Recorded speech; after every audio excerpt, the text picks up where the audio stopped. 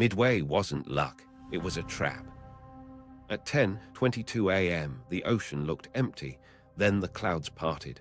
3 Japanese carriers lay broadside, decks crowded with bombs and fuel hoses. In 11 minutes they would be burning. You think it was luck? It was. Here's where things get interesting. That window didn't open by chance. It was engineered in a dark basement in Pearl Harbor, where exhausted codebreakers stared at 5-digit groups until their eyes hurt and chased a 2-letter ghost. AF. If they were right, thousands lived.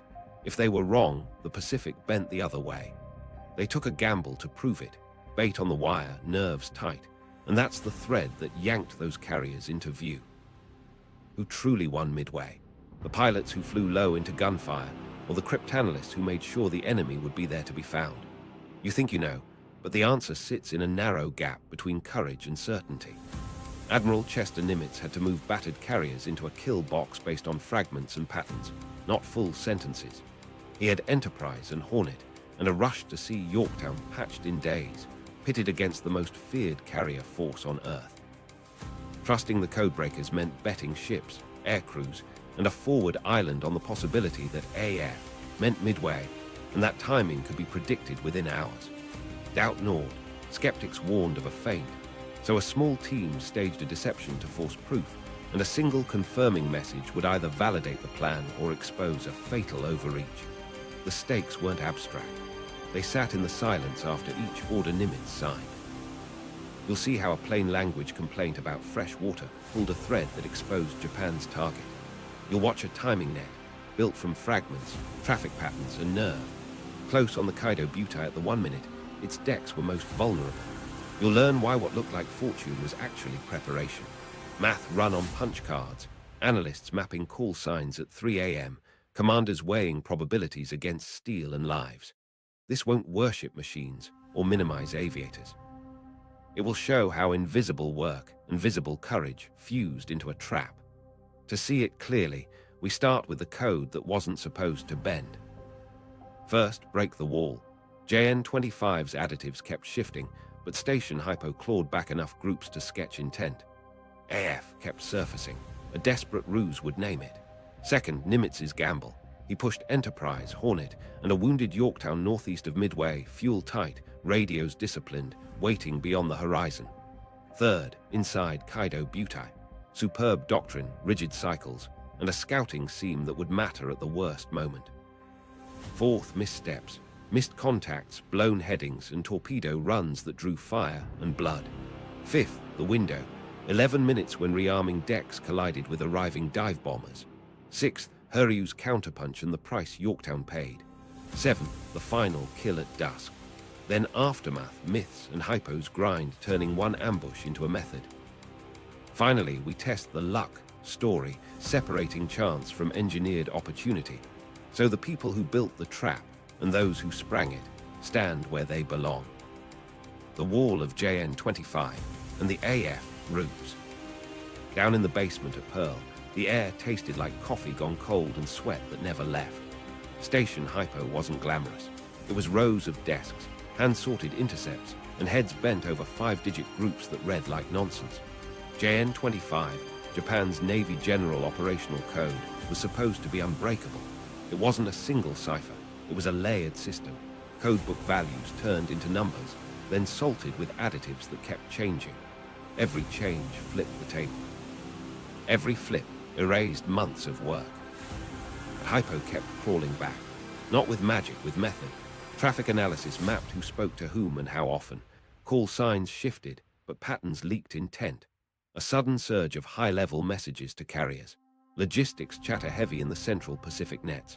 Fragmentary decrypts, verbs without objects, coordinates without names, still told a story if you laid them side by side and refused to blink.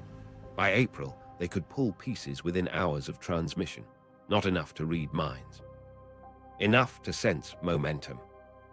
One group kept recurring like a drumbeat, AF. It appeared next to warnings about fuel, references to seaplane tenders, and updates about weather sectors that pointed uncomfortably toward the Central Ocean. If AF was Midway, that meant a major thrust right at a tiny atoll barely large enough to matter. If AF was Midway, then someone wanted them to think it was. Skeptics said Japanese planners loved feints. The Aleutians hung like bait to the north. Washington's analysts weren't all convinced. Betting a fleet on a hunch could end a war the wrong way. Inside HYPO, the arguments got sharp. Commander Joseph Rochefort, robe over his uniform and slippers on his feet, listened to his team run the math. AF wasn't a hunch to them. It was the only location that fit the total pattern. Lieutenant Commander Edwin Layton, Nimitz's intelligence officer, carried that assessment upstairs, calm voice, tired eyes. He could show volume, timelines, and probabilities, but not certainty. And certainty was what admirals prefer when ships are on the line. Meanwhile, something else was happening in the raw intercept logs, where the strings hinted at a grid reconstruction. HYPO analysts had begun to sketch the Japanese area designators back onto the Pacific like a ghost map. Each intercept placed a faint pin. The outline that emerged centered on Midway Square. Still, doubts held. A mistake here would send Enterprise and Hornet into thin air and leave Midway ringed by enemies without help. So they decided to force the issue.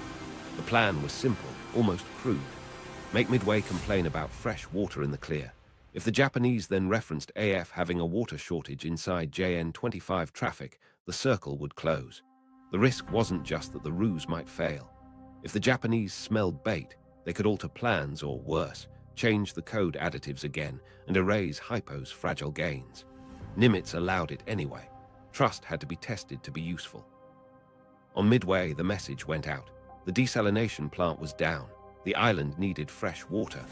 No code, no encryption, just a routine-sounding report that any listening post would hear and pass along. Then the waiting began. 2 days stretched like 2 months. HYPO sifted new intercepts, teased out familiar 5-digit clusters, and pushed slips across tables to the language team. Everyone pretended to be casual. No one was. Then it landed. A Japanese encrypted message reported that AF was experiencing water shortages. The phrase popped in translation like a flare. AF low on water. It wasn't poetry. It was proof. Layton took it straight to Nimitz. The Admiral listened, nodded once, and didn't need it repeated. AF equaled Midway. The enemy carriers would move for it on a schedule HYPO had bracketed to early June, with the key warning arriving in late May. This was the moment everything changed. With the target fixed, the problem became geometry and time. But down in HYPO, the relief was tempered. Breaking JN-25 wasn't a one-time victory. The additives were still in motion. Each day might steal or return clarity. The team kept building cribs, predicted phrases that could pin numbers to meanings, and they kept feeding the fleet with partials. Only a small portion was readable, but the flow of even that portion created a pulse of intelligence the Navy had never had. It wasn't that they could read every Japanese secret. It was that they could read enough, fast enough, to act first. Meanwhile, across the Pacific, Japanese planning assumed silence equaled safety. Their doctrine counted on operational security and on the sheer mass of their carrier air groups to crush any response. What they didn't know at the time was that traffic volume itself betrayed scale. HYPO watched it rise, dipped into pieces, the names of escorting ships, hints about ordnance loads, and kept the Aleutian question on the table but subordinate. Pattern said Midway. Proof said Midway. Now, a decision would move metal. Human moments kept the room honest. A yeoman dropped a stack of punch cards. Everyone froze because one card misfiled meant a chain of errors. A linguist, eyes bloodshot, turned, fueling into food on a first pass and caught it on the second, heart pounding at what an error like that could do. Rochefort, amused and exhausted, told them to go home at midnight, and no one left. They argued for weeks that the data would be enough if Command believed the data. Now Command did. In the aftermath of the ruse, the Japanese didn't slam the door on JN-25. They tightened, they shifted, but they still had to talk to sail a fleet. That was HYPO's quiet advantage. The ocean forced radio. Radio created footprints, and footprints, however faint, left a trail if you had the patience to trace it. The trail pointed to a rendezvous near Midway, carriers attached, timing predictable within a narrow window. This was intelligence turning into position. And with AF no longer a ghost, Nimitz could gamble with eyes half open. Nimitz's gamble, ambush geometry. The message with AF low on water hit Nimitz's desk and turned doubt into a deadline. Geometry took over. Where would 4 carriers be if they intended to strike at dawn? How far could they run each night to launch at first light? He spread charts, not to admire them, but to trap a fleet inside a box they couldn't see. The ambush wouldn't be set at Midway's shoreline. It would be laid northeast, out where the horizon hid steel and the ocean masked intent. He ordered Enterprise and Hornet to steam from Pearl, radios tight, emissions low, every signal a breadcrumb dennied. Yorktown was the impossible piece. She'd been mauled at Coral Sea. By any sane standard, she needed months. Nimitz gave her 3 days. In dry dock, welders worked around the clock, patching flight deck, rigging boilers, marking off compartments that would stay flooded and sealed. He didn't pretend she was whole. He just needed her air group and her speed. A shipyard foreman signed off with grease on his shirt and disbelief in his eyes. Yorktown slipped out, paint still drying, damage control drilled as if their lives depended on repetition, because they did. Fuel became a quiet tyrant. To meet the enemy at a point nobody had fought over yet, he needed precise burn rates, tanker rendezvous plotted by the hour, and wiggle room for bad weather or a rogue contact. Oilers staged and faded. Destroyers throttled back to SIP, then sprinted to rejoin screens. Task instructions hardened. Maintain radio silence, accept gaps, trust scouting lines to talk for you. PBY Catalinas fanned out, clawing miles of ocean with searchlights at dawn, eyes at the edge of their fuel curves. A thin net for a fast opponent.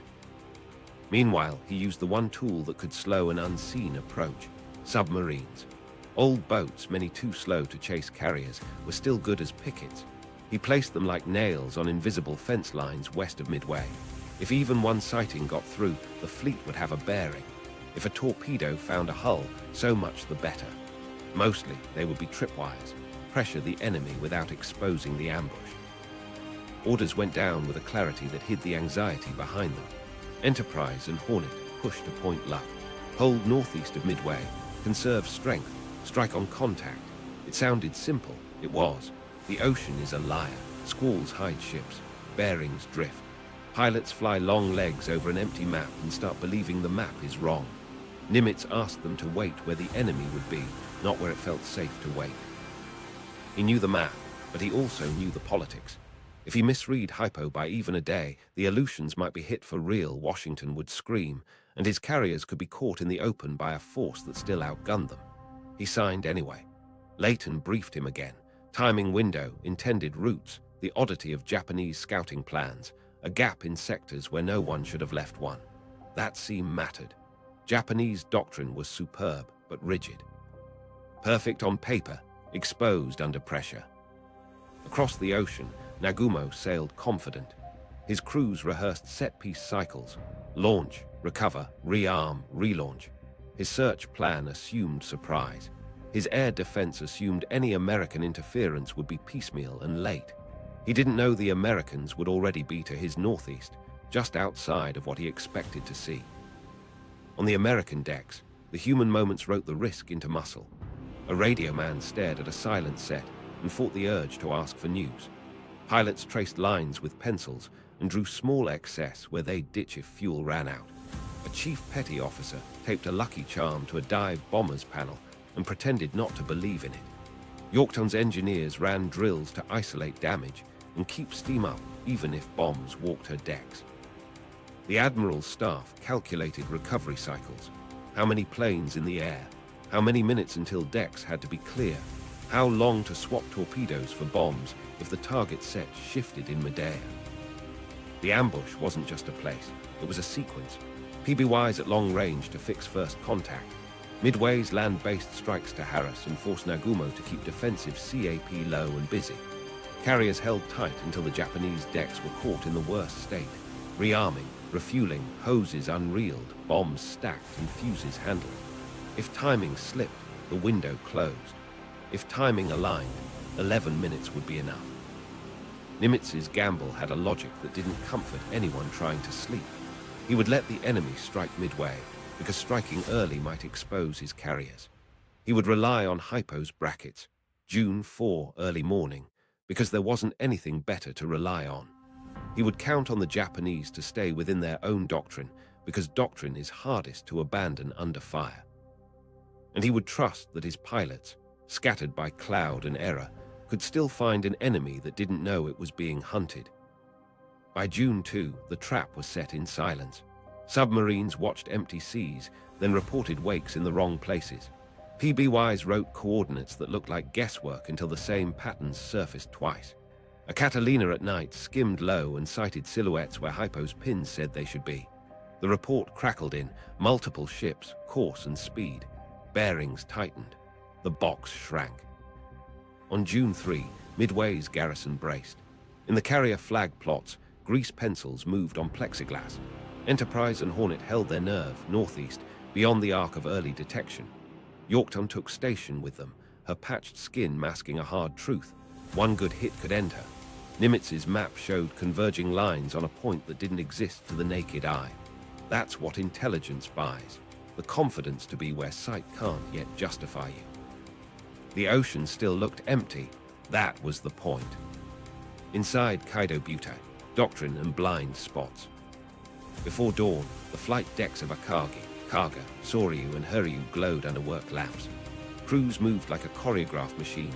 Ordnance trains clanked, fuel hoses snaked. Armorers checked fuses with quick taps. This was the world's most refined carrier arm, and it ran on precision and repetition. At approximately 4:30, Nagumo's order moved down the ladders, launched the Midway strike. Bombers rolled, Zeros leapt after them, and the first act began exactly on time.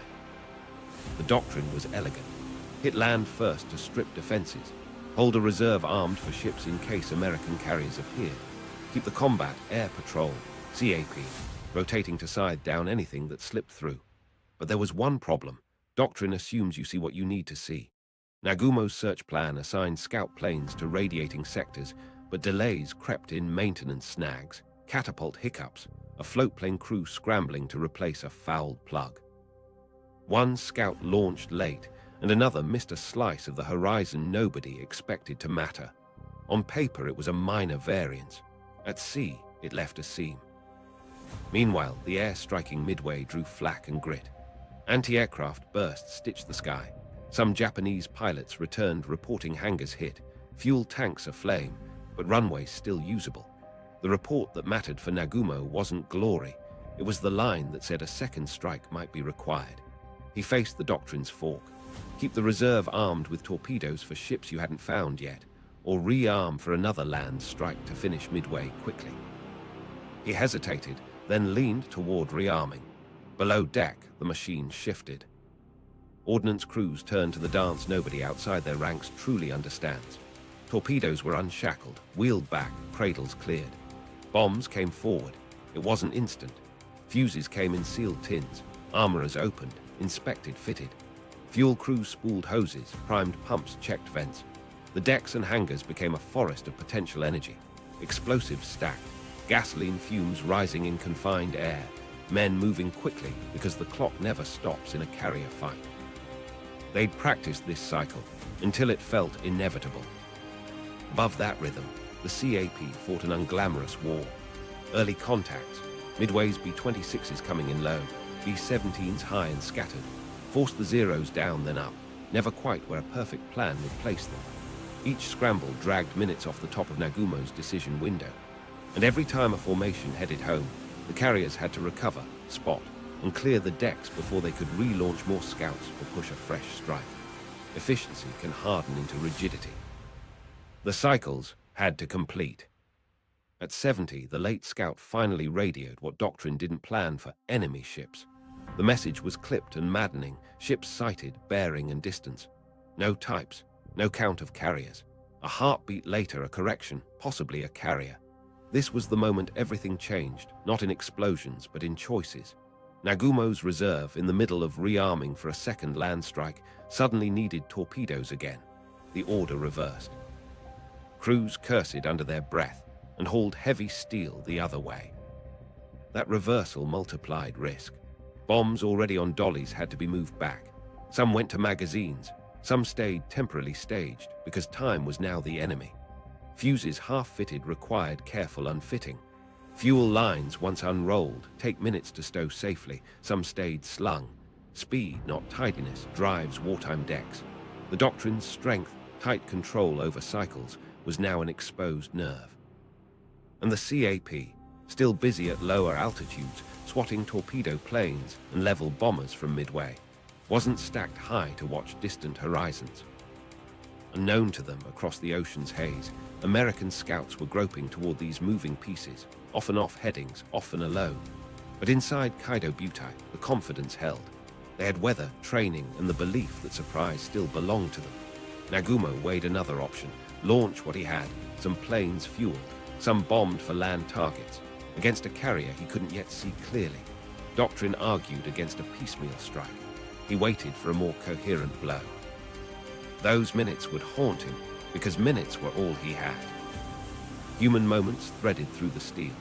A petty officer down in Kaga's hangar wiped sweat and fuel from his hands and grinned at a joke he didn't hear fully. A Zero pilot, mask off between scrambles, sipped water and stared at a slice of sky where nothing moved. A flight deck officer, whistle between his teeth, kept men clear of prop arcs while counting in his head how long until the next recovery. They weren't careless. They were busy, and busy looks like danger if an enemy arrives at the wrong time. Meanwhile, something else was happening in the scout net. A sector to the northeast, lightly covered, held silence longer than it should have. The late takeoff had stretched a search leg just enough to leave a blank wedge. It was small on a chart.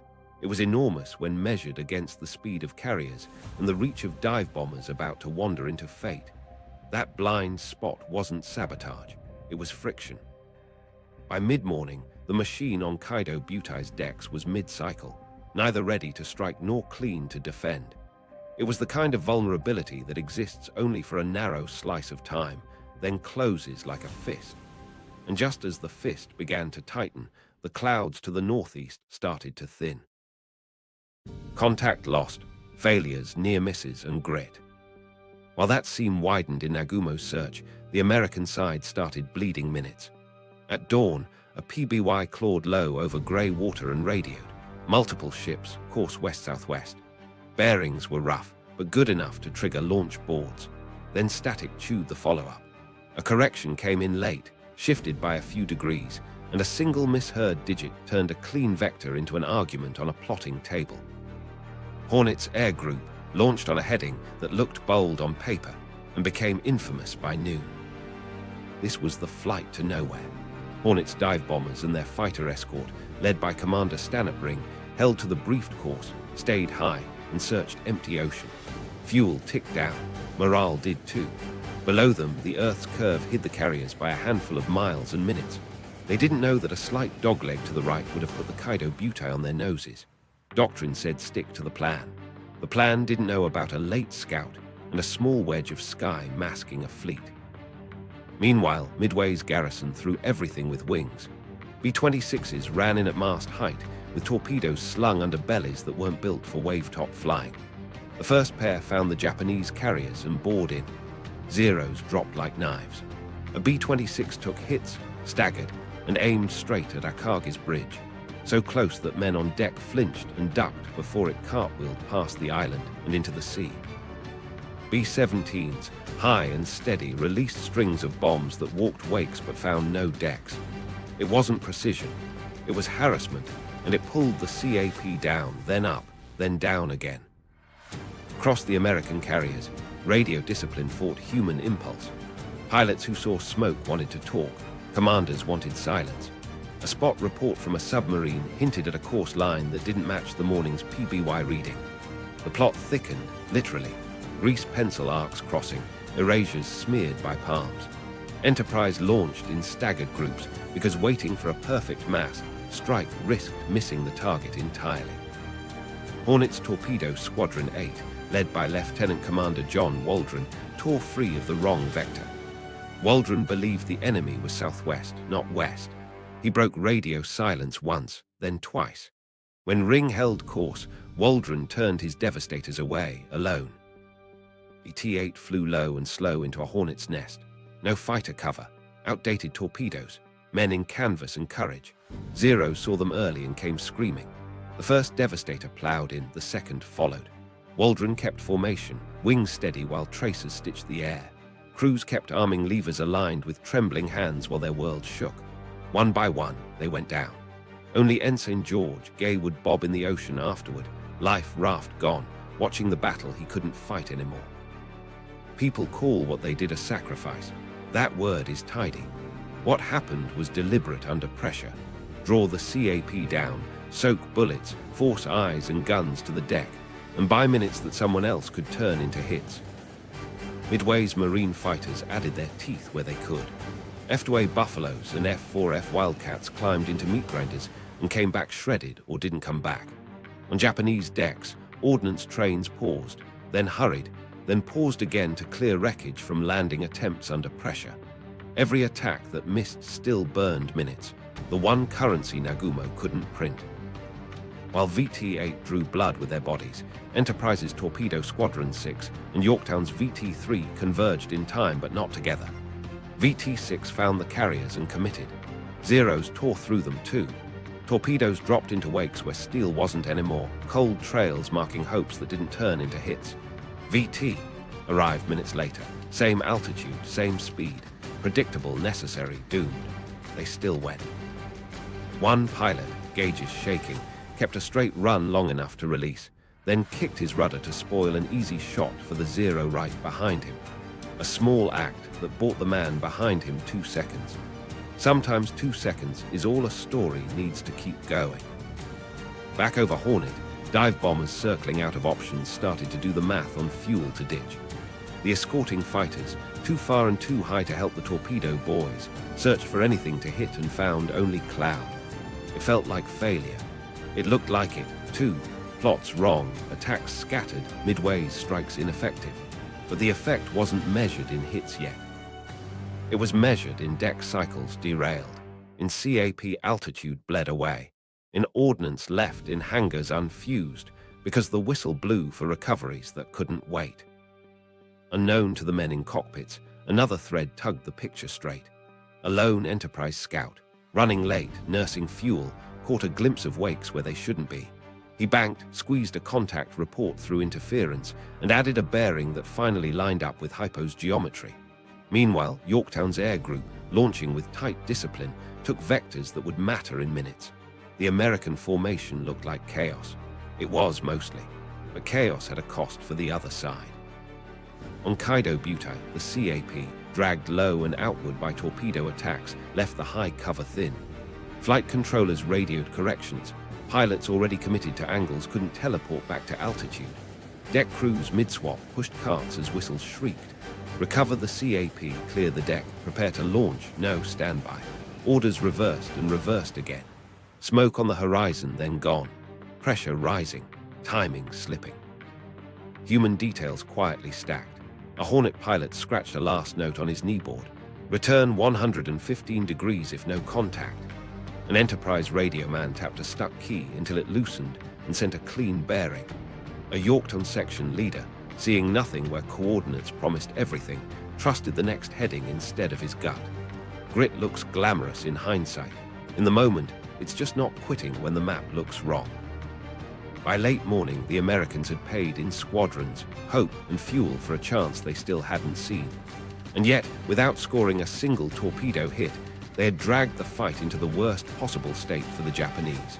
Decks cluttered, cycles broken, defenders tired and low. The window wasn't open yet, but it was unlocked.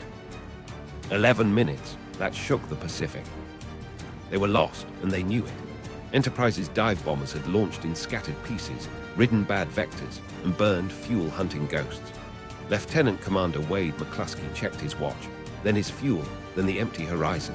Turning back meant safety and failure. Pressing on meant risk and a chance. He climbed through a ragged layer and caught something small and stubborn on the water. A lone Japanese destroyer, Arashi, running hard and alone, wake foaming like a flare. Why would a destroyer be sprinting north at full speed? Because it had just depth-charged a submarine and was racing to rejoin its carriers. This was the moment everything changed. McCluskey read the wake like handwriting, banked, and put his group on Arashi's line. The ocean that had been blank started to resolve. specks, glints, then shapes. He pushed into broken cloud and came out to a sight that landed with a shock. Kaga and Akagi ahead, Soryu beyond, decks crowded. Lines of planes spotted for launch, fuel hoses draped like ropes over a crowded pier. The CAP, dragged low by a morning of torpedo attacks, was thin and out of position. Fuel needles shivered. There wasn't time for perfect. There was time to dive. Stakes were no longer theoretical. If they missed now, they'd ditch. If they hit, a war bent. McCluskey led down, dive brakes rasping, wind tearing, the target swelling. He aimed for Kaga, then saw the formation compress and knew chaos would pile bombs on one hull. He kicked his rudder and slid his own section toward Akagi to spread ruin. Below him, deck crews ran for cover. Ordnance sat unfused or half-fused. Hoses lay across hot metal. Aircraft waited, fueled and armed, noses toward a wind that suddenly carried American noise. Action was seconds and forever. Bombs fell with a whine you feel in teeth. One slammed Kaga's flight deck forward of the island. A heartbeat later, another walked aft. A third found the hangar deck where bombs lay waiting with fuses open and men's hands on them. Fire grabbed gasoline fumes in a breath. Planes flipped, slid, and ignited where they sat. Deck planking, baked and dry, turned torch. Men jumped, some cleared the edge, some didn't. Over Akagi, McCluskey's section fought for angles. Lieutenant Dick Best bored in, lined the speck of the bridge and forward elevator, and released at what felt like an instant too late. His bomb punched through the deck and detonated above the hangar, packed with armed aircraft and loose fuel. Fire shot up the elevator like a chimney. Air turned to flame. Akagi lurched as men sprinted to boundaries that were already gone. Meanwhile, a Yorktown group, guided by cleaner vectors, rolled over Soryu. Their approach was surgical, born of a team that had launched later and found the right horizon. Bombs bit near centerline, blew through to hangars, and touched off the same lethal mix. Gasoline vapor, munitions, and air forced into the wrong spaces. Soryu's flight deck buckled. Planes and men and gear scattered as the ship shuddered under the shock. The human moments were hard and quick. A Japanese deck officer tried to wave a taxiing aircraft clear, then vanished in smoke. An American rear gunner, feeling the dive like gravity shifting, watched tracers stitch past his tail and kept his eyes on the instrument that mattered, the altimeter. A radio man on Akagi, hand on a speaking tube, tried to pass an order he couldn't hear over the roar. Somebody slammed a watertight door, then opened it again to pull a friend through, then couldn't close it because he'd waited half a second too long. Impact rippled across minutes, not hours. 3 carriers were mortally hit inside 11 minutes. Kaga and Soryu wrecked outright. Akagi fatally wounded by a single bomb placed where it mattered most. Fire control on each ship did what Doctrine taught: isolate, flood, vent, counterflood. But Doctrine didn't plan for decks full of volatile fuel and stacks of bombs half-prepped because a launch had been minutes away. The rearm cycle had turned ships into tinder. The torpedo squadrons, suffering, had dragged the defenders down. The cloud breaks had handed Americans a clear run. It looked like luck. It was a sequence. Command cohesion cracked with the decks. Signals from Nagumo's flagship lost clarity under heat and chaos. Flight controllers tried to pull CAP back up, but the sky was already different. American dive bombers were gone, climbing through cloud to count fuel and check for friends, while below them the carriers burned at anchor speed, turning rudders that didn't answer. Cruisers and destroyers swung in to spray hoses that steamed uselessly. Then they swung out as secondary explosions threw fragments across the water. Meanwhile, one carrier still had fight left. Hiryu, out on the edge, relatively untouched. Her flight deck officer cleared debris, spotted aircraft, and ready to strike against the American carriers they finally knew existed to the northeast. That would be the next act, but the morning's call was set. In less than a quarter of an hour, the most feared carrier force in the world had been gutted. Back over the American decks, elation had to wait behind math. Fuel to get home was tight. A pilot pulled his mask down and vomited from the pull and the view, then wiped his mouth and checked his gauge. Another tapped his wingman's canopy and pointed to a heading scribbled on his kneeboard. They spoke in brief bursts. The way people do when the big thing is done and the small things can still kill you. People would argue later about fortune, but look at the chain. A submarine attack pulled a destroyer off station. A destroyer's sprint drew a line across the ocean. A leader read that line under fuel pressure and refused to turn back. Torpedo squadrons died dragging the CAP low. Japanese Doctrine, flawless in sequence, froze under new input at the worst possible minute. Cloud broke at the exact moment dive bombers needed a horizon. You think that's a coin flip? It is. It's pressure creating the precise crack a prepared mind can hit. 3 carriers burned. 1 ran. The clock, for once, belonged to the Americans. Hiryu strikes back, counterpunch and cost. While smoke rolled off 3 shattered decks, Hiryu's crew moved like a fist closing. She was the outlier, farther north, less tangled in the morning's chaos, with air groups that still had teeth. Her flight boss waved chocks, planes edged forward, and armorers finished last checks under a drumbeat everyone felt. Hit back now or die alone. Stakes were immediate and personal. If Hiryu found the American carriers first, she could buy time, maybe even balance the fight. If she missed, night would come with 4-to-1 odds against her. On the American side, victory wasn't sealed, it was bleeding. Yorktown, patched and brave, sat inside the same geometry that had doomed the Japanese. Flight decks, recovery cycles, fuel lines, and minutes that either save you or cut you. Hiryu launched her first strike. Dive bombers with 0 escort, angling southeast toward the only horizon that made sense. Japanese search reports grew sharper, then confident, American carriers bearing northeast. On Yorktown, lookouts called specs high and sunward. The alarms came fast. Clear the deck, bring CAP up, reinforce the forward AA mounts. The ship that shouldn't have made it to sea rolled to turn into the wind, caught the breeze, and made herself a target. Action was precision under terror. Yorktown's fighters climbed to meet the dots that became crosses, then aircraft. Anti-aircraft gunners braced at their mounts, tracers rising in sheets. The first valve peeled, then another. Bombs came down like punctuation. One hit near the island, tearing deck plating and hurling men off their feet. A second smashed through and detonated below, shattering compartments, knocking out power. A third carved fire where there had been steel and air.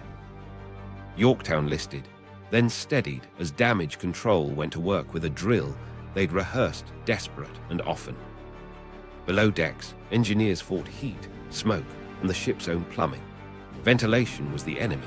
Open doors meant air, and air meant fire. Men in soaked shirts and bandaged hands dragged hoses across hot steel. Water met oil and threw steam that blinded and burned. A petty officer isolated a ruptured main with a wrench that barely turned because the bulkhead had warped. Somebody slammed a breaker closed with a wooden baton because bare hands would have welded to the metal. The pumps coughed, then ran. The lights flickered on. Yorktown breathed again. Up top, the flight deck became a workshop and a field hospital. Casualty tags filled. Hose streams moved with the method of people who have already seen the worst and are ready to see it again. The list looked ugly. Holes you could stand in, elevators jammed. But the ship wasn't done. She took power back to her screws and steadied on a line that made sense for recovery, and if luck held, deception. Smoke can be a signal. It can also be a lie. Meanwhile, scouts from the American side kept Hiryu in their glass. A dot on the horizon that meant everything stayed a dot because fuel gauges run down whether you're winning or not. Rear admirals aboard Enterprise and Hornet wanted a clean fix. They got enough. A bearing and an estimate that matched what every survivor's gut said. Hiryu was still out there, and she'd swing again if allowed. She did. Hiryu's second strike came in tighter, angrier. Pilots who'd seen the morning's fires wanted to put the same color on American decks. They found Yorktown again because the sea is wide, but not infinite when both sides are hunting along the same logic. Fighters tangled, wildcats turning into verticals they didn't love, Zeros slicing through with energy to spare. Dive bombers rolled in. 2 hits bit hard, one near the forward elevator, one amidships. Yorktown staggered. Power dropped a second time. She took a deeper list. Damage control went back to the same dance, slower now, heavier. Here, where deception became a weapon. With fires visible for miles, Yorktown's captain worked to make her look finished, dead in the water, smoking, easy.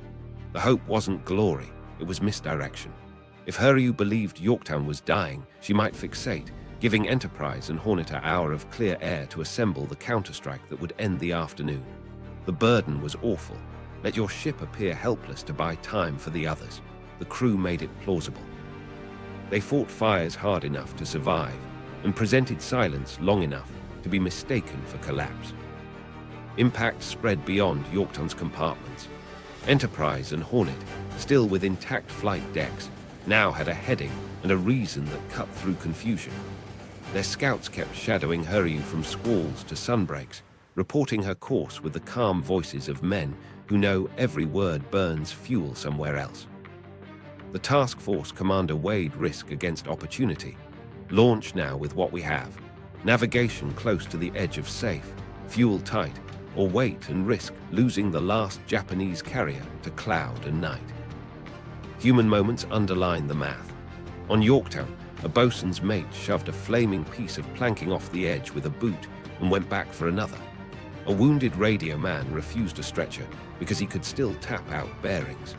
A fighter pilot blew a blackened glove off his hand by shaking it like water, then signaled okay with the other and took a new vector. A Japanese bombardier, seeing the carrier he'd hit still churning awake, swore into his mask and rolled his shoulders to dive again on the next run that would never come. Yorktown was now officially crippled. She'd live for hours, even days if left alone, but she couldn't sprint. The initiative, though, had flipped back. The Americans still held numbers, and the one thing HYPO had bought in the morning, position northeast of Midway, still paid a dividend. They could reach Hiryu before she ran beyond range. Scouts, shadows on Hiryu told her she was seen. She launched a CAP and readied what remained, but her window was shrinking. As afternoon stretched, Enterprise and Hornet readied a strike built on urgency. Navigation would be a thread through cloud, bearings called by men who'd memorized the shape of a wake at 20 miles. The price Yorktown paid wasn't just steel and blood. It was the distraction that kept Hiryu occupied while the knife was whetted. The counterpunch had landed. Now they had to end the fight before dusk hid the target and the ocean reset the board. The final kill, Hiryu and the night. The bearings firmed up just past mid-afternoon. Hiryu was running northeast, turning into wind, a smear of smoke that meant she was still launching, still dangerous. Enterprise and Hornet didn't wait for perfect. They spotted what they had, SBDs with lean gas and nerves steadied by the morning's proof, and shoved them into a sky that was already sliding toward evening. Stakes sat on two needles, navigation and fuel. Miss the target by 10 miles and you ditch in failing light. Find her and you might not make it home anyway. Pilots traced headings on kneeboards with pencils that skittered on sweat-slick paper. The strike leader, Clarence McCluskey, already back, passed the baton to others who'd seen enough ocean for one day. This time, the vector was clean. Scouts shadowed Hiryu from the edge, calling bearings with that clipped calm that says, "We've got her." Action started as a rumor of motion on the water, then resolved into a carrier with fresh scars on her pride, and none yet on her deck. Hiryu's CAP climbed hard. Zeros cut contrails into sunlit air. The American formation kept altitude until the break. Dive bombers rolled over. Dive breaks, the long howl, the sight picture tightening. Below, Hiryu's deck crew had pushed aircraft forward, some fueled, some not, some with payloads meant for a third strike that wouldn't launch. Bombs came down like decisions finally made. The first missed short. The second walked up the deck and bit near the forward elevator, a white flash that folded steel and blew air into flame. Another slammed aft, punching through into spaces filled with the same dangerous mix that had doomed her sisters. Gasoline vapor, munitions staged, men moving faster than safety allows. Fire leapt up the elevator trunks. Hiryu lurched. A Zero tried to climb through the debris of its own deck and simply vanished in the blue. Human moments cut through the raw. A Japanese signalman on the island roof reached for a flag he'd used all day and found nothing but heat. An American gunner, seeing tracers arc past, kept his finger off the trigger because every second of dive mattered more than revenge. A deckhand on a destroyer escorting, Hiryu turned his nozzle to throw a useless arc of water that broke into steam before it touched flame and knew, with a certainty he'd carry home in silence, that they were too late. Impact rippled.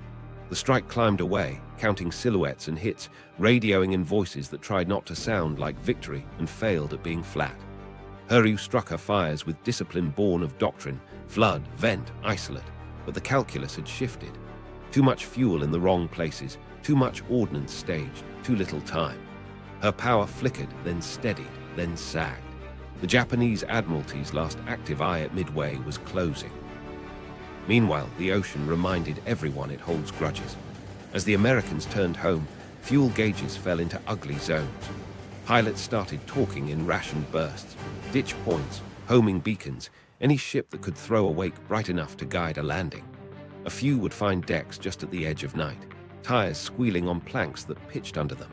Others would splash, climb into rafts, and watch their carriers by the glow of burning enemies and the dim lamps of their own. Dusk crowded the water. Hiryu, burning and slowing, still had a heartbeat, enough to launch a trickle of CAP that fought like men who understood message and meaning. American scouts refused to let go. They kept a shadow on her even as the sun flattened to orange and the horizon lost its edges. A submarine's captain, reading bearing lines over a plotting table that smelled like cigarettes and oil, edged his boat into a lane he guessed Hiryu would cross if she kept her wounded course. The night brought two predators, darkness and steel underwater. Torpedoes are patient when men are tired. The submarine I-168 later would find Yorktown. For the moment, American boats hunted Japanese stragglers. Hiryu's escorts tried to screen, to take off survivors as the carrier's decks heaved and glowed. Secondary blasts thumped across the water, each one a sentence that ended another section of the ship. Human moments didn't stop because the light did. An American destroyer threw lines to a pilot with a broken ankle who waved once and then passed out as hands dragged him aboard. A Japanese petty officer, coughing fuel and smoke, guided a line of men along a rail toward a ladder that ended in heat they couldn't step through, then turned and led them the other way because choice matters even when choices are bad. On Enterprise, a squadron leader scratched "Good boys" at the edge of a debrief card and couldn't think of anything else to write. By full dark, the decision had settled. Hiryu was lost. She'd be scuttled before dawn, fires too deep to fight, list too stubborn to correct. 4 carriers gone in a day that had begun with confidence and precision and ended with men in the water staring at stars they'd last seen from home. The strategic center of the Kido Butai wasn't damaged. It was removed. There would be replacements, efforts, and brave fights ahead. But the air groups that had trained together for years, the deck teams who could flip a strike in minutes, the instincts that made Doctrine look like art, those were gone. The shooting stopped before the story did. HYPO's work didn't. Messages would still flow, additives would still shift, the ocean would still force radios to betray plans. But on that night, after the final kill, a new kind of silence took hold, one that belongs to an enemy who has to learn how to be reactive after believing the initiative was a birthright. Aftermath at sea, losses counted, myths born. At dawn, the ocean looked like a graveyard. Oil slicks spread in rainbow skins, rafts drifted, and bits of flight deck bobbed like broken piers. American destroyers eased through fields of debris at 5 knots, engines barely turning, sailors leaning over lifelines with boat hooks and blankets. They weren't cheering, they were counting. Soryu's men floated in clusters, faces grey with fuel. Kaga's survivors clung to planks that had been hangar doors hours before. Signals blinked between escorts. Pick up who you can, avoid the submarine lanes, watch for air. Midway itself exhaled. Marines staggered off gun pits and fell asleep in the sand with helmets on. A chaplain passed a wordless line of men and offered canteens. In a Quonset hut, a corporal wrote the first letter home he'd been able to write in days and stopped twice because his hands shook. On the Atoll's pier, someone chalked a crude scoreboard on a crate. Ships sighted, ships burning, ships gone, and then crossed it out because it looked like bragging. Yorktown still fought to live. Tugs nosed in, lines went across, and pumps throbbed. Damage control shifted from fire to balance, setting counterfloods in compartments that already smelled like the inside of a boiler. Early on June 6, a periscope wake cut the water. The Japanese submarine I-168 slid within reach and fired. Torpedoes thumped. The carrier that had been saved twice took mortal wounds. The escort Hammond went down fast, depth charges cooking off as she sank, killing men in the water who just jumped to save friends. Yorkton's crew stood on tilting decks and watched a ship they'd willed forward for weeks finally refuse. She rolled, settled, and slipped. The war had a way of charging interest. Japanese destroyers, meanwhile, circled their dead carriers in somber spirals. Commanders took off survivors, then fired torpedoes into hulls that refused to sink because a burning carrier still floats stubbornly on its own air. Akagi and Kaga were scuttled. Soryu and by morning, Hiryu followed.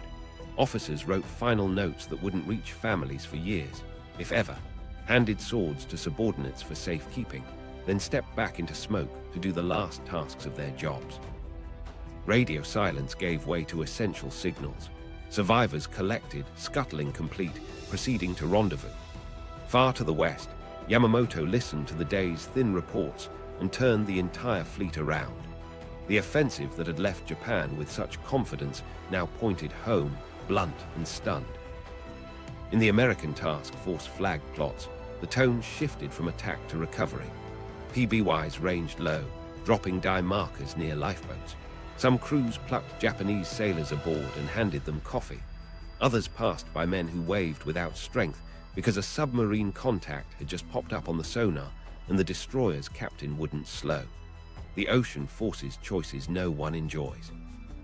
A chief petty officer took a wristwatch off a rescued pilot and tucked it into a sock so it wouldn't get stolen when blankets and morphine arrived. The pilot woke, asked who won, and got a nod. He closed his eyes, relief turning to sleep faster than morphine could. Then the story started, early and messy. Radio rooms pushed out sanitized action reports, times, bearings, bomb hits, enemy silhouettes. Details missing for security got filled by memory, pride, and grief. Some pilots swore they'd seen Akagi and Kaga taken by the same squadron. Others insisted targets had swapped at the last second. On Hornet, the flight to nowhere became a rumor people argued in the mess line.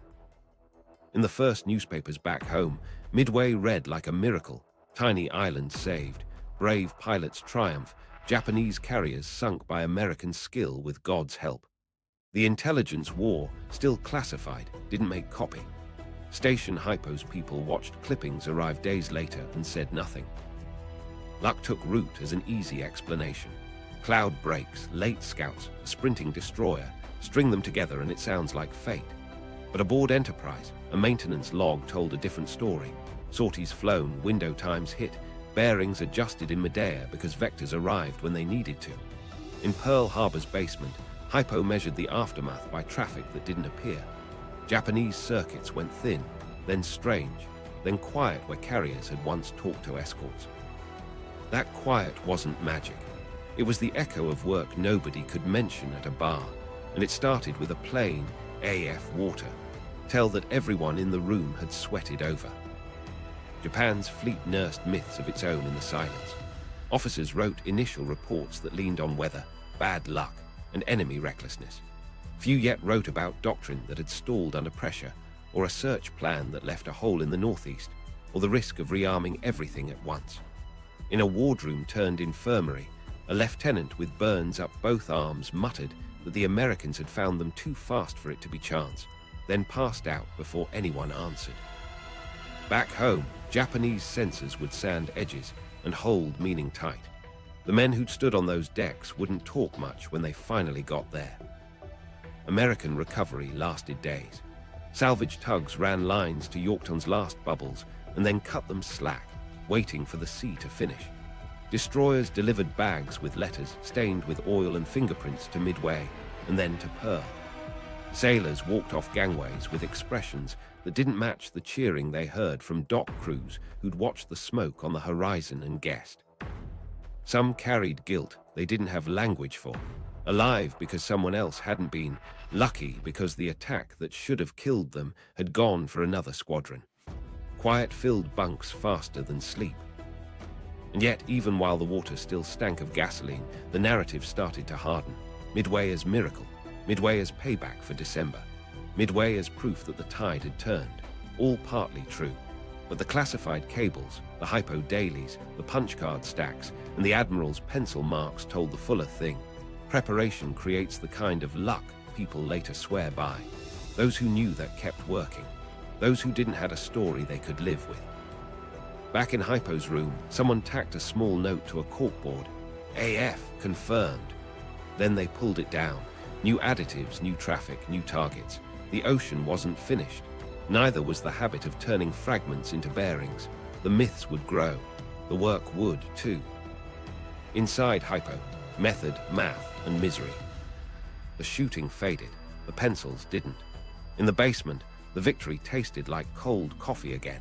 Hypo's board still filled with 5-digit groups, each a stub of meaning hiding behind additives that had shifted even as carriers burned. They couldn't celebrate. The Japanese would rotate codebooks and overlays, and whatever they moved at sea still needed radios that whispered more than they meant to. The job was to catch those whispers before they blurred. Method sat at the center of everything. One table worked crib building, predictable phrases they expected the Japanese to use. I report, at anchor, proceeding as ordered. Stick a likely phrase against an intercept, slide it along, see where numbers line up twice, then 3 times. That gave a foothold, a way to peel additive from code value. Another table ran traffic analysis, pinning call signs to ships and shore stations, mapping circuits by volume and timing. The precise content mattered less at first than the rhythm. A sudden surge on a circuit hinted at a sortie. A lull might mean radio silence for a surprise. Punch cards clattered through sorters that weren't built for romance. Each card held a sliver, date, circuit, segment, a guess at a recovered group. Marines lugged boxes from intake to indexing. A misfile turned into a ghost that haunted conclusions. A yeoman built his own system of pencil ticks on card edges so he could reassemble a batch faster after a spill. It wasn't elegant. It worked. Math wasn't glamorous either. Additive tables spread like quilts. Analysts subtracted, carried, checked modular sums with fingers tapping desk edges. If you got sloppy, you invented ghosts. A recovered group that didn't repeat probably wasn't recovered. A recovered group that repeated but mapped to nonsense might be right numerically and wrong linguistically. That's where the language team came in, bending kana and context until the numbers read like a human wrote them. A translator flagged, refueling versus replenishing, and the difference changed how many Oilers Nimitz would assign to shadow a task force. Meanwhile, something else kept the room alive, the daily product. Hypo didn't hoard triumphs, it issued. Every morning a summary rode upstairs, assessed dispositions, probable intentions, areas of radio concentration. With Midway done, the Pacific didn't go quiet, it fragmented. The Aleutians remained noisy. The marshals stirred. A submarine tender changed its call sign and reappeared days later tied to chatter near truck. The sheets gave Nimitz a pulse of an enemy he couldn't see. He didn't ask for poetry. He asked for confidence levels and time brackets. The misery was simple, fatigue and doubt. Additives flipped without warning. Days of work could go opaque by lunch.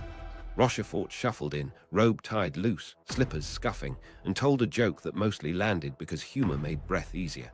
He asked for numbers, not hope. When a junior analyst swore she had a new crib for urgent, based on a pattern in post-battle damage reports, he made her break it twice more. If it held, it held. If it didn't, nobody would ever know, except the men who might have died, because a guess was dressed as fact. Fear of being wrong ran under every page. The word probably did heavy lifting. Leighton needed likely and timed within 12 hours to move ships. Hypo learned to distinguish noise from signal without pretending the noise would ever stop. A transposed digit in a date became a near miss on a conv. The correction arrived with a tight apology and a solution. Double key entry on all date groups for 48 hours. Process adapted faster than pride. They weren't alone in the grind.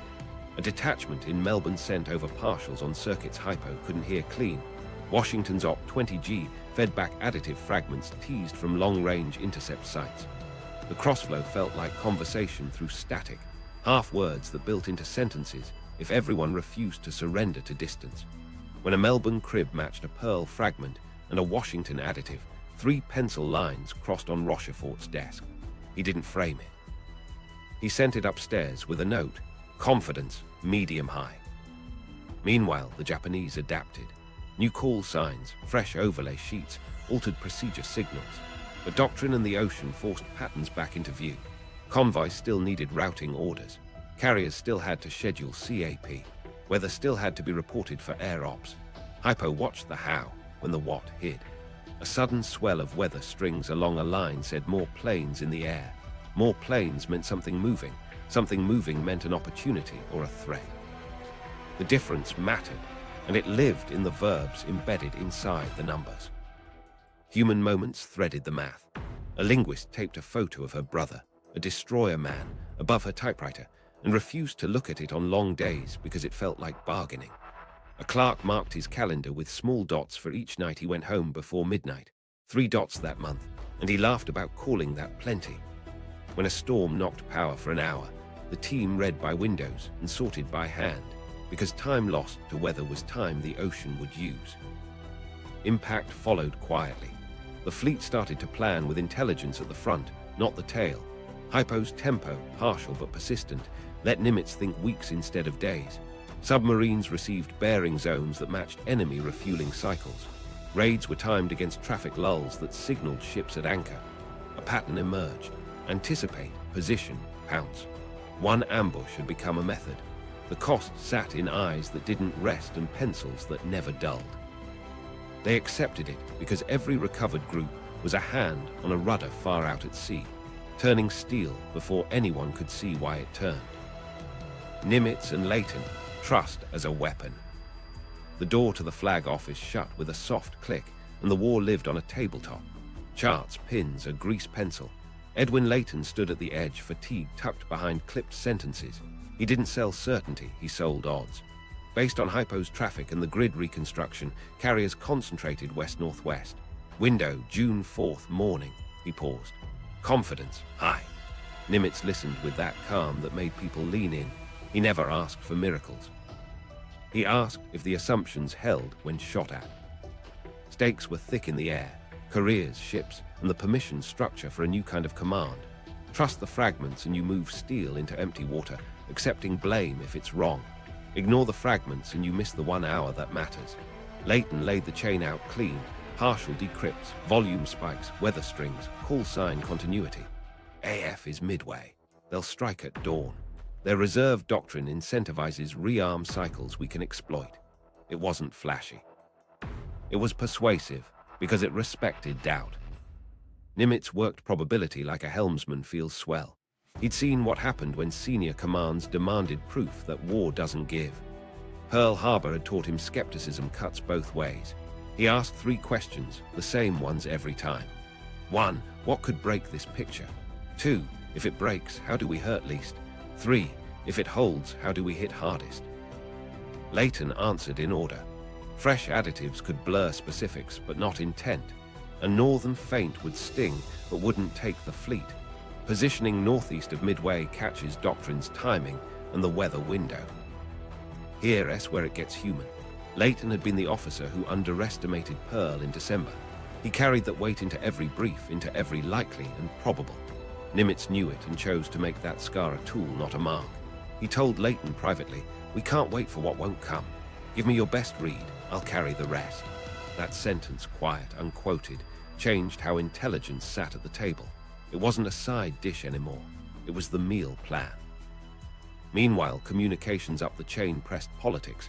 Washington wanted coverage in the Aleutians. Admirals elsewhere wanted carriers where headlines could find them. Nimitz wrote back with the kind of firmness that risks careers. Resources finite. Intelligence indicates main thrust Midway, carriers to be held for decisive action there. He didn't say, "Trust me." He implied, "Trust the process." When Hypo's desalination ruse confirmed AF, he didn't gloat. He tightened timelines. Institutional friction didn't vanish. Staff officers worried about betting on a code that could flip. Operations wanted broader scouting to feel safer. Nimitz took their risk and translated it into orders. Submarines as pickets, PBY's extended legs, carrier radios dark, command plots refined by Hypo's daily pulses. He fused Leighton's inference with logistics math, oilers, spares, deck cycles. So nobody could claim intel had won alone or ops had carried, without intel. The synthesis was the point. During the fight, that trust had to hold when signals scattered. After the morning strike, when reports conflicted, Akagi hit or Kaga, Yorktown crippled or still maneuvering, Nimitz didn't chase noise. He asked Leighton, "Is Hiryu alone?" The answer, reasoned from silence on circuits that should have spoken, was yes. That negative proof sanctioned the afternoon's strike. On another day, a commander might have waited for an imagery-like confirmation the Pacific can't provide. Nimitz moved on absence as decisively as on presence. That only works if you trust who measures the dark.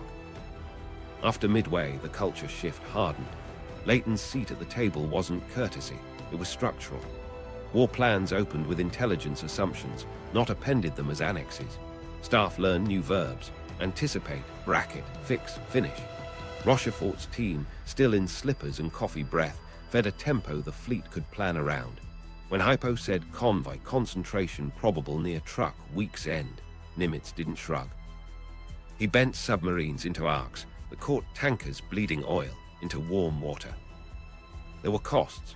Trusting fragments means living with the taste of being wrong and not punishing it so hard nobody speaks up again. When a crib misled a destroyer squadron 100 miles off a convoy's lane, Leighton owned the error in the next brief. Nimitz cut the debrief short with a line his staff repeated for months. "We pay for speed. We budget for misses." Accountability without fear kept the pipeline honest. The Japanese tried to close the door. Code groups rotated, overlays changed, procedures tightened. But doctrine and distance kept revealing seams. Leighton and Nimitz treated those seams like weather, inevitable, exploitable, never personal. When Washington floated a proposal to centralize all Pacific decrypt assessments stateside, Nimitz argued to keep HYPO forward and integrated. He won that fight not by romance, but by results. Carrier tasking that matched enemy refueling windows, raids timed against radio lulls that signaled anchorage, submarines arriving where logic said, "Why here?" and returning with steel counted in tonnage. Human moments anchored the abstraction. Leighton, who rarely raised his voice, barked once when a junior briefer rounded up a confidence estimate to sound brave. "Don't sell me courage, sell me odds." Later, he apologized, then explained why the edge matters when lives ride adjectives. Nimitz visited HYPO unannounced, read a summary in silence, and left a note. "Your work met ours at sea." It sat above a desk until the paper yellowed. Trust by then had turned into a weapon system. Not glamorous, not photographed, but repeatable. It let a fleet move first on partials, hold fire on ghosts, and accept that the Pacific rarely hands you certainty. The lesson wasn't mystical. It was procedural. Build a culture where fragments, weighed honestly, outrank hunches wrapped in rank. Midway proved it. The rest of the war would run on it. Japanese perspective, doctrine under strain. On Yamato's flag bridge, the first reports sounded wrong, like a radio out of tune. Akagi, fire severe. Then Kaga. Then Soryu. Officers leaned over charts that an hour earlier had promised a tidy sequence. Strike Midway, finish quickly, pivot to the American carriers if they appeared at all. The doctrine had been a ladder. Now rungs were snapping under their feet. Stakes weren't abstract. Japan's carrier arm wasn't just hardware. It was years of training welded into crews who could rearm a strike like a reflex. Lose ships, lose air crews, and you lose the one tool your industry can't replace fast enough.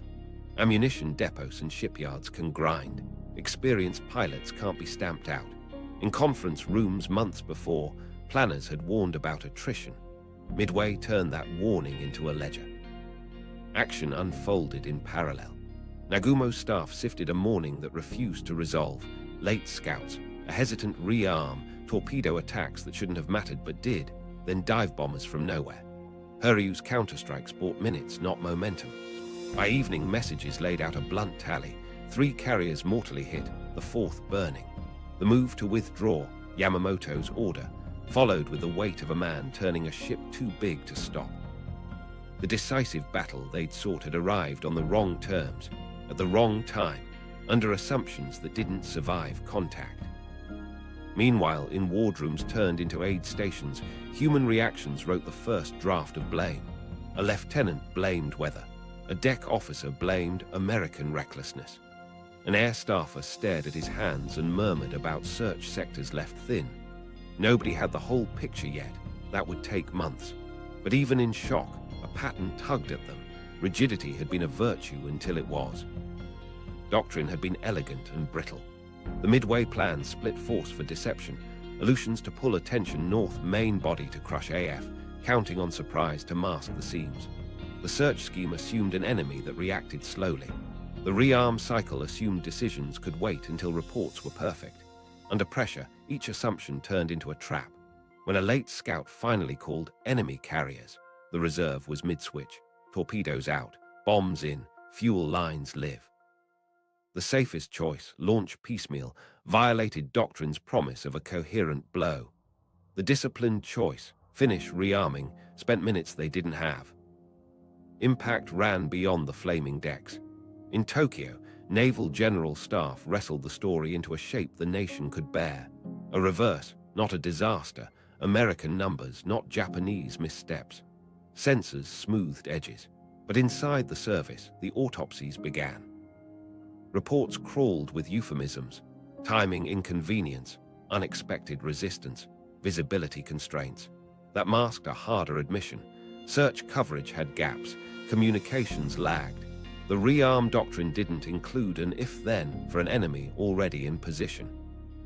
Pilots wrote the truest lines without meaning to. Survivors from Midway's strike told debriefers that American torpedo planes came in slow and low, one after another. They described CAP dragged down, ammunition consumed, decks forced to recover under fire. In the same breath, they called American dive bombers sudden. That pairing, predictable harassment, unexpected precision, exposed Doctrine's blind spot. The plan had a slot for nuisance raids. It didn't imagine nuisance raids, a setup for a kill shot, timed to a rearm. Industry couldn't patch this quickly. New carriers were on slips, Shikaku-class successors, Tei, but timelines were measured in seasons. Aircrew training pipelines strained. The elite cadre that had flown together since China had taken a hit they couldn't hide. In mess halls ashore, instructors scribbled new syllabi, more CAP rotation practice, more deck cycle drills under simulated interruption, more emphasis on independent decision-making at the air boss level. Teaching flexibility inside a culture that prized sequence wasn't a memo. It was a fight with habit. Meanwhile, codes shifted.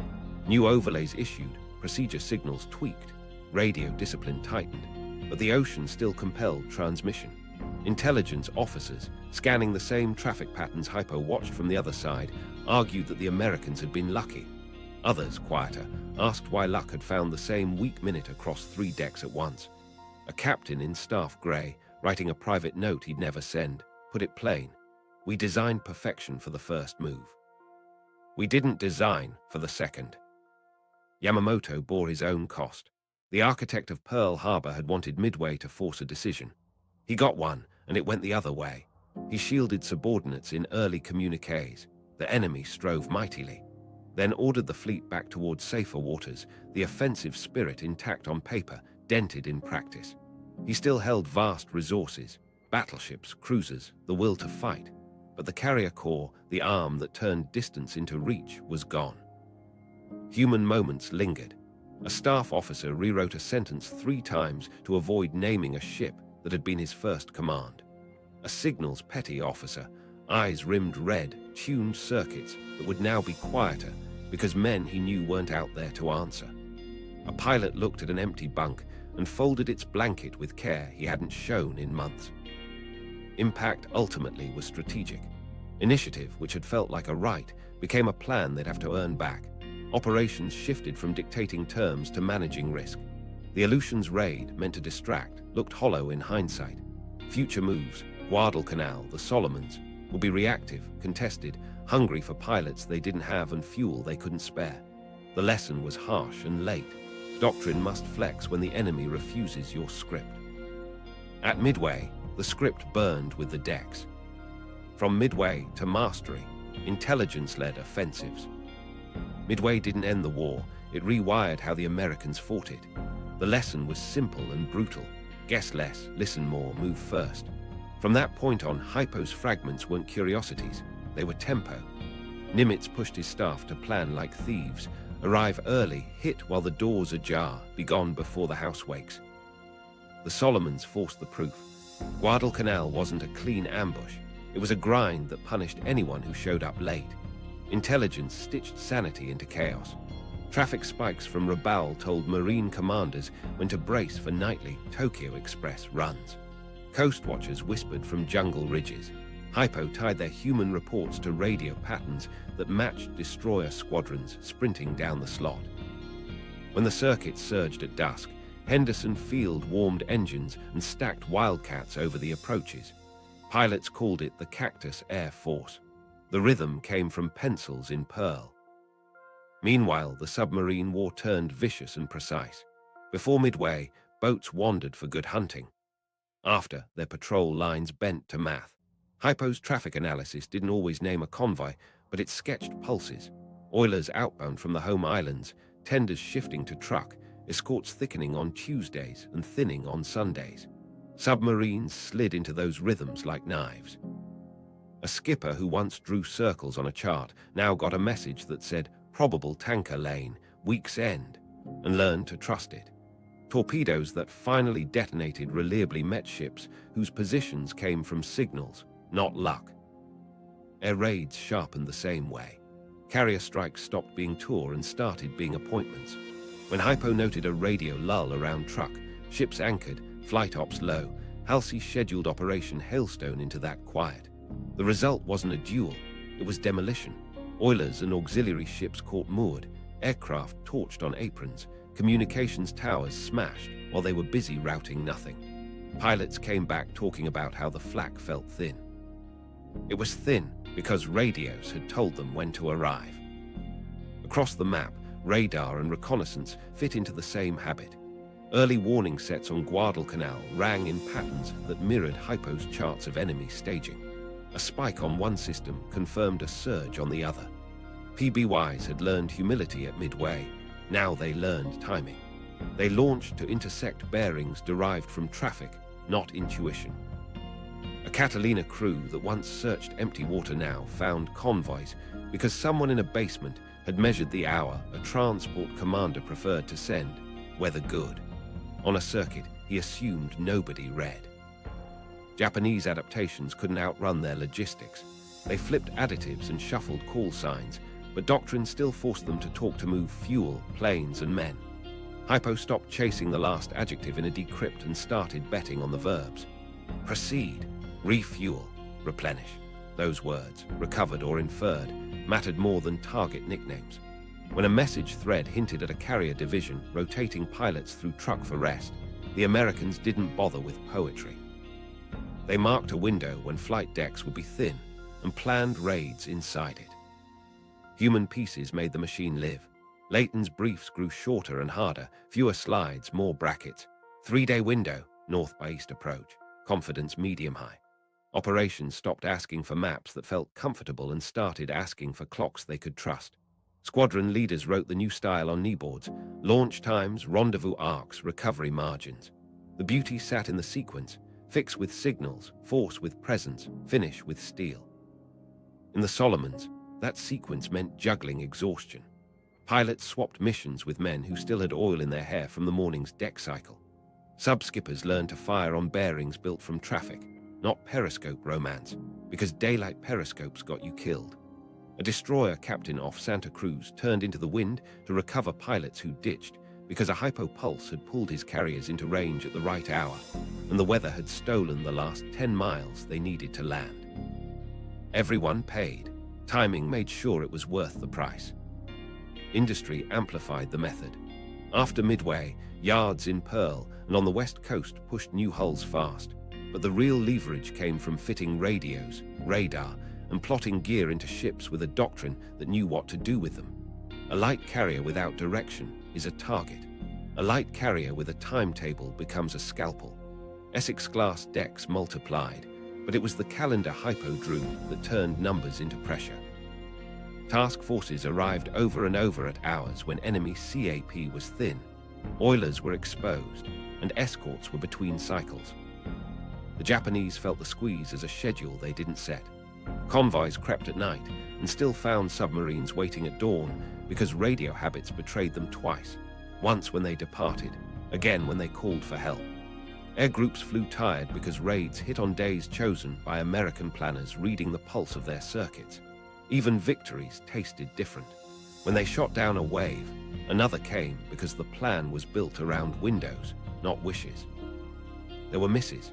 A crib snapped wrong and sent a hunter-killer group 100 miles wide of a rumored tanker lane. A carrier strike launched into weather that stayed bad while the target slipped. The debrief didn't break the method, it tuned it. Confidence medium became low, next time unless a second source tightened it. HYPO learned to mark deception attempts and file them with the same care as truths. Being fooled once paid for not being fooled twice. By 1943, the pattern felt almost unfair when it worked. Attacks landed during refueling. Submarines met transports at straits whose use had been inferred from week-old chatter.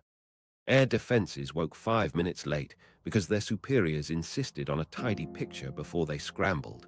To outsiders, it looked like luck following the same fleet. To the people inside, it felt like Midway's logic stretched across an ocean. Pressure the plan, pry open the window, and hit when the enemy has the least spare breath. Debunking the luck myth, what luck really was. People love to say Midway was luck. Cloud breaks, wrong headings, a sprinting destroyer, but luck didn't put carriers northeast of the atoll waiting in silence. Intelligence did. Station HYPO's partials, traffic rhythms, and that clean F-water confirmation gave Nimitz the map and the clock. He moved early. That's not luck, that's positioning and pressure. Take the Torpedo Squadrons. None scored, and yet their runs mattered more than clean tallies.